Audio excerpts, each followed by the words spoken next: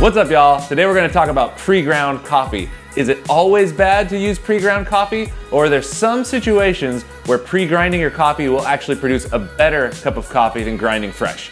Let's take a look. Once coffee is roasted, it starts aging, oxidizing, and basically going stale. And the rate at which this happens depends on a few things: how you seal and pack your coffee, where you store your coffee, and is your coffee ground or not. Grinding your coffee exposes a ton more surface area to oxygen, which accelerates its aging process. And for this reason, most people associate pre-ground coffee with being bad. But there are some instances where pre-ground coffee can actually produce a better cup of coffee than fresh ground, and it all depends on the type of equipment you're using. A coffee grinder's job is more or less to be able to produce a relatively consistent particle size and do that repeatably, which gives you control over your extraction. If you have a wide range of particle sizes and things extract at different rates, or if you can't reproduce your particle spread consistently, it makes it really hard, if not impossible, to dial in coffees and get the flavors that you want out of them. Now, the grinders that do the best job of that are big industrial burr grinders. So here's a grind sample from the EK43. This is what we use at the shop, and as you can see,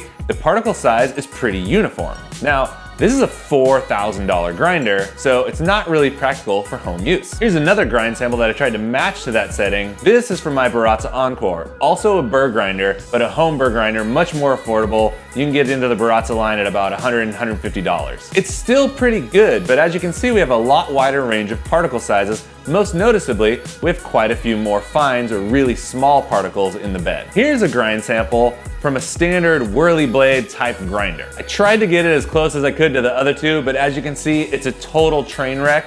It's all over the place. We've got a bunch of really small particles, some good particles that match what the EK43 size looked like, and then some really huge, chunky, rocky things. Now, I tried all the tricks to try to even this whirly blade grind sample out. I tried shaking the grinder, inverting it a little bit, and kind of moving it all around, but you still get a really wide particle spread. Now, I could grind this finer, which would eliminate a lot of the big chunks, but I'd still have exponentially more fines. Another problem with these whirly blade type grinders is that instead of adjusting the distance between the burrs like you would when you're adjusting a burr grinder, this whirly blade is basically hacking off parts of the bean, so it's impossible to get a repeatable particle size spread out of grinders like this. So for this reason, I'd actually recommend getting your coffee pre-ground at the shop that you buy your coffee from instead of trying to grind it fresh with a whirly blade type grinder. Because the particulate size is gonna be more uniform and it's gonna be really consistent, it's gonna give you more delicious cups of coffee even though the coffee's pre-ground. So I wouldn't recommend grinding fresh at home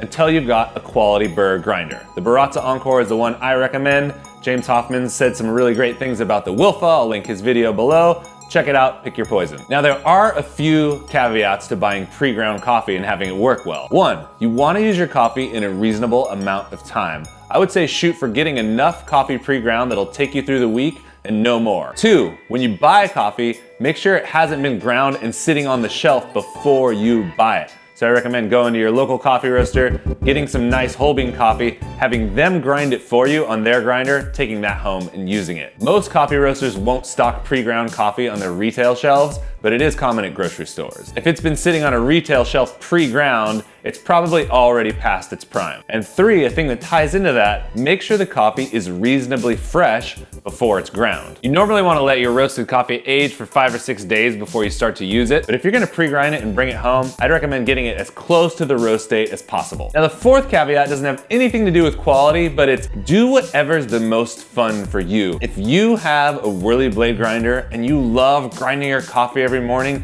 and you love that experience and that feeling and that smell, that is totally awesome. I totally respect that. Coffee should be fun and it should bring you joy. And if that brings you joy, I say go for it. So in summation, I'd say that unless you have a really high quality burr grinder at home, you're better off getting your coffee ground at the shop that you purchase it from. Make sure the coffee's not too far off the roast date before they grind it for you. Buy just enough to get you through the week and you'll be having much more delicious, consistent extractions than you will using a whirly blade type grinder at home. Try it out, let me know what you think, and as always, stay dialed and I will catch you on the flip side.